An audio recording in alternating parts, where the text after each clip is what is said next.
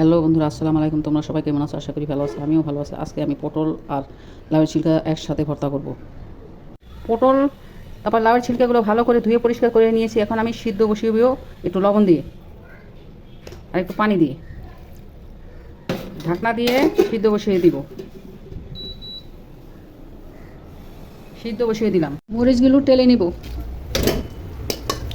তেল গরম হয়ে গেছে,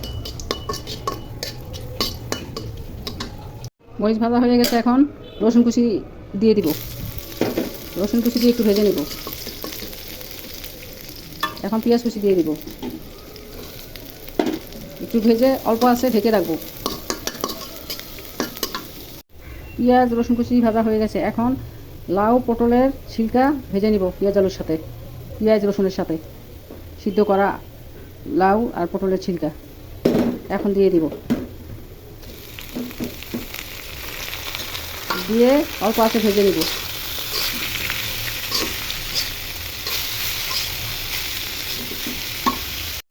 দেখি পটলের আর লাউয়ের ছিলকার কী অবস্থা। এর মধ্যে 2-4 বার আমি ঢাকনা উঠিয়ে ভেজে নেড়ে নেড়ে চেড়ে দিয়েছি। ভাজা ভাজা কিছুটা হয়ে গেলেই তারপরে পাটায় পিষে ভর্তা বানাবো। মরিচটা ভাজা হয়ে গেছে, ছিলকাগুলো সব ভাজা হয়ে গেলে তারপর পাটায় গরম গরম বেটে নিব। ঢেকে দিই। ঢাকনা উঠিয়ে দেখি কী অবস্থা। অনেকটাই ভাজা ভাজা হয়ে গেছে। কিছুক্ষণের মধ্যে নামিয়ে ভর্তা বানানোই শুরু করে দেবো।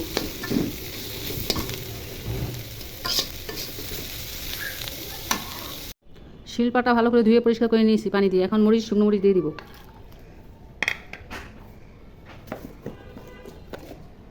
তো লবণ দিয়ে দিব।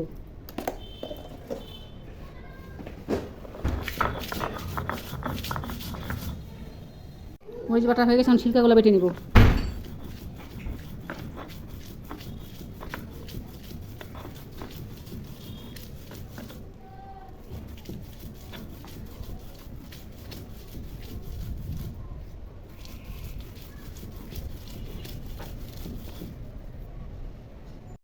একবার বাটা হয়ে গেছে, আরেকবার বাটবো। মশলা মরিচটা ভালো করে মিক্স করে নিব।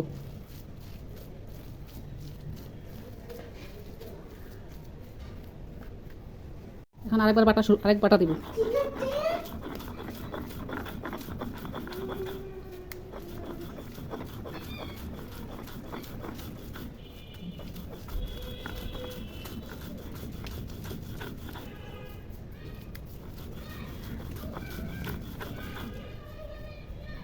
ভর্তা হয়ে গেছে, এখন উঠিয়ে নিব।